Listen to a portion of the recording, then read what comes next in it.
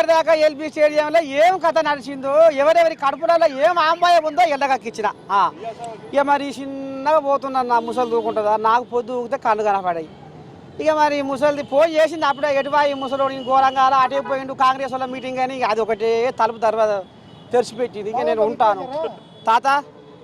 ఇక పోతున్న రోడ్డు మీద కలిసింది కోయిలాగా ఈ కోయిలాగా ఏ ఊరు ఏంది ఏం కథ అని అడిగి మరి కథ మాత్రం ఏందో రాగుందాం తాత ఏ ఊరే మనది వికారాబాద్ జిల్లా పరిగి నియోజకవర్గం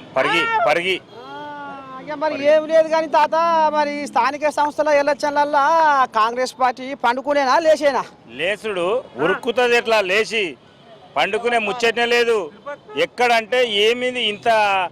ఈ 16 నెలల కామన్ పబ్లిక్ ఇంత సేవ చేసిన ప్రభుత్వము దేశంలో ఫస్ట్ టైం నీకు చూడు నీకు వాళ్ళు ఇచ్చిన గ్యారంటీలు మొత్తం అమలు చేసిరి నీకు బస్సు ఆ మహిళలకు ఫ్రీ చేసిరి నీకు కరెంటు 200 యూనిట్లు కరెంటు ఫ్రీ చేసిరి రేషన్ కార్డు లేని వాళ్ళకి రేషన్ కార్డులు ఇచ్చిరి రేషన్ కార్డులు ఇచ్చుకుంటా సన్న బియ్యం ఇచ్చిరి మళ్ళా రైతు రుణమాఫీ చేసిరి రైతు బంధు ఇచ్చిరి ఒక 1000 పెంచి రైతు భరోసా ఇచ్చిరి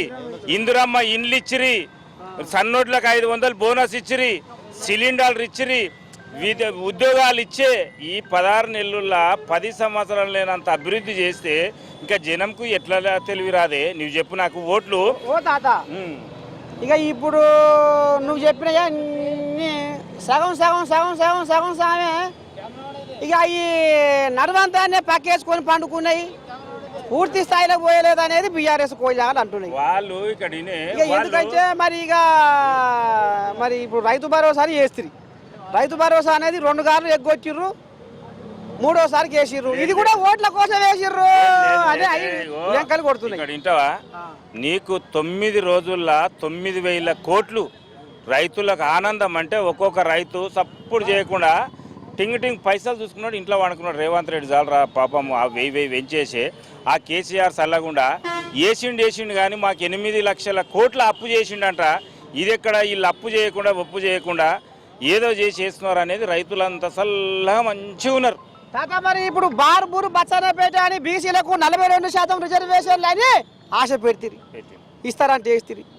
మరి ఒకనాడన్నా అఖిల పక్షాలను తీసుకుపోయి మోడీ కాడికి పోయి చెడ్డో పాటో మాట్లాడి మరి ఎట్ట చేద్దాం ఏంది అంకత అనేది ఆరాటం ఎందుకు చేస్తలేడు రేవంతం అయ్యా అనేది కూడా మరి కోయిలాగలు అక్కడ గెలిపిస్తున్నాయి అంటే భారతదేశంలో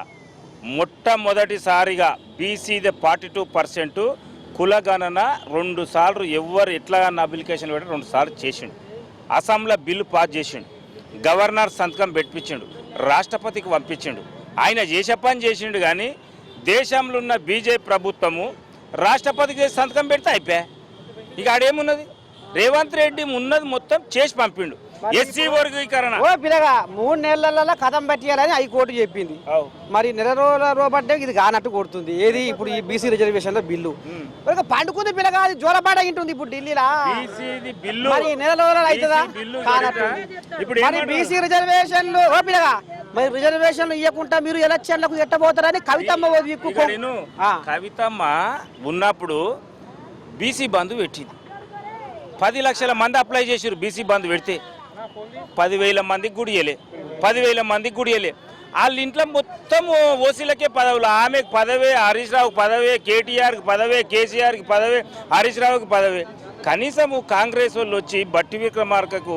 ఒక దళితునికి డిప్యూటీ సీఎం ఇచ్చే మహేష్ కుమార్ గౌడ్కి పీసీసీ ఇచ్చిరి వాళ్ళు బీసీల గురించి మాట్లాడతారు వాళ్ళు కొన్ని పదవులు ఇడిచిపెట్టి మాట్లాడితే ఎవడన్నా నమ్ముతాడే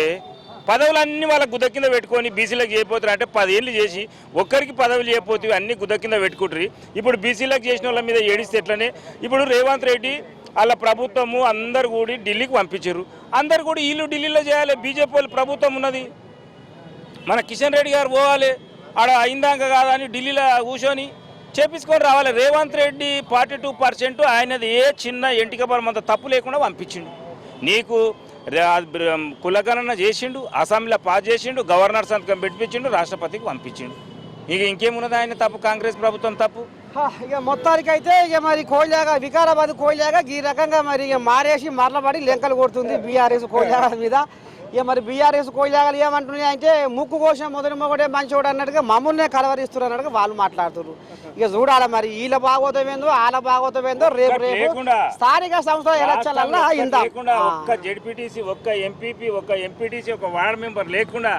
గెలవకపోతే నీ వాడు